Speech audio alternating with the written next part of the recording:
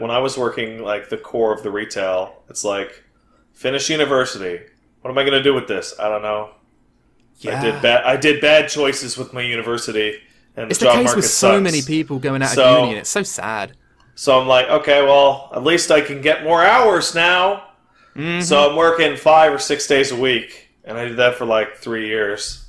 And that, boy, let me tell you, you become an expert at bullshitting why you can't come into work. So they're like, probably the worst that it ever got is that the time that I was still living with my folks, but I hadn't moved out yet. And so it's like, okay, my folks, they're good parents. They want me to go to work, do a good job, society crap, right? All that shit.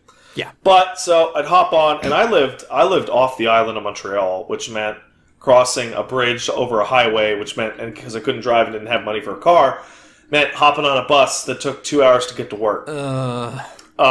So you hop on the bus at 6 a.m. and you get there, and you know it's maybe half an hour before your shift starts. I'm like, nope. Yeah. Not today. And it's soul crushing.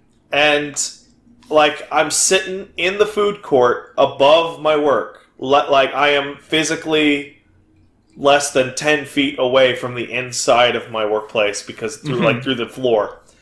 And I'm like, no, if I go in today, I'm just going to fucking quit, like on the spot. Yeah. So I'm going to pull out my phone and I'm going to call in sick from the food court. You look around, hopefully no one's in the food court with you. Yeah. And then, because you can't go home, because your folks will be like, why aren't you at work? Yeah. Right? I would rather wander around walking all day today than go to work because I think I just might jump out a window. So what you're trying to say is that retail is really fun and everybody should go apply. Yeah. So I have some tips for people. Now, a lot of this is going to depend on how accurate your sick voice is. I don't have any particular tips because everyone's sick voice is going to be different. Try and emulate what you sound like when you're hungover. Give me a good sick impression. Oh man, like the lower that you go, the easier. I can't.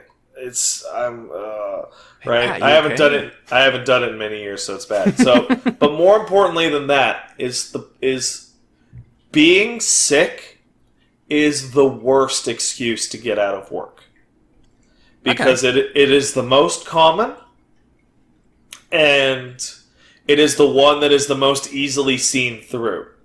All other things is if you happen to have some kind of geographic impasse in between you and your job that you can rely upon. So for me, I used to come from Chateauguay, which is on the south shore of Montreal, and I would have to cross one of the shittiest bridges in the country, the Mercier Bridge, to cross over to the island.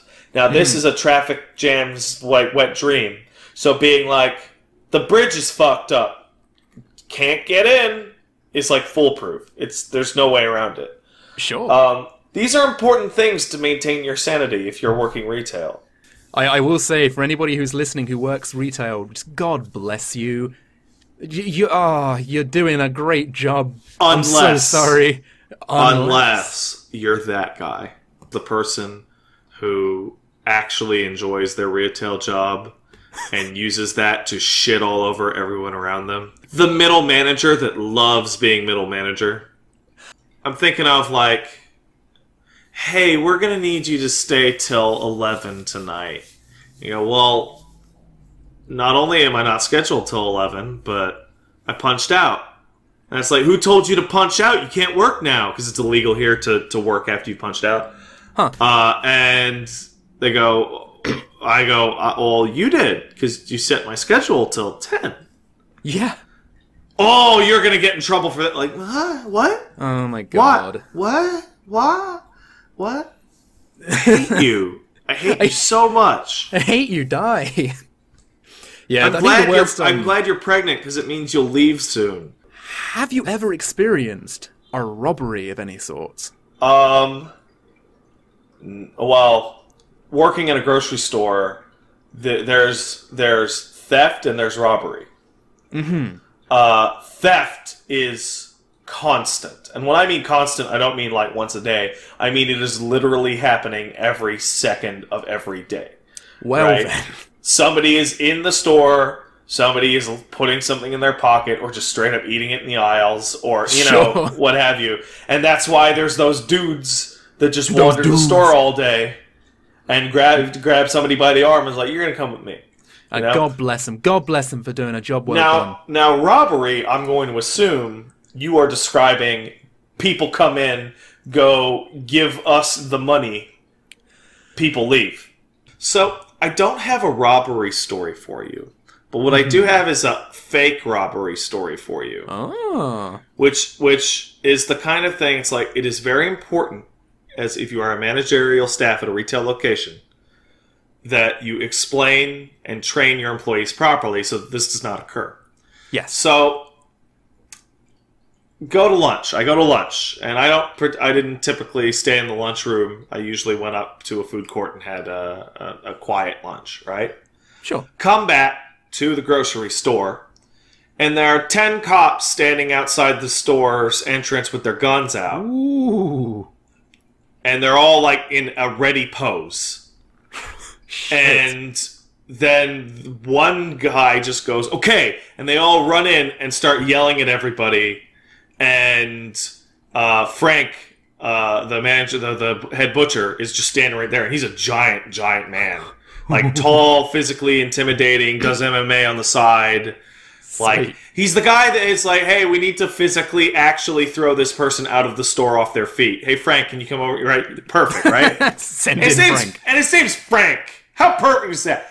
And he's standing there, and there's cops, like, running around, and a cop runs up to him, puts his gun down. He's like, oh, where are they? And he goes, what? He goes, where are the robbers? He goes, what? What are you talking about?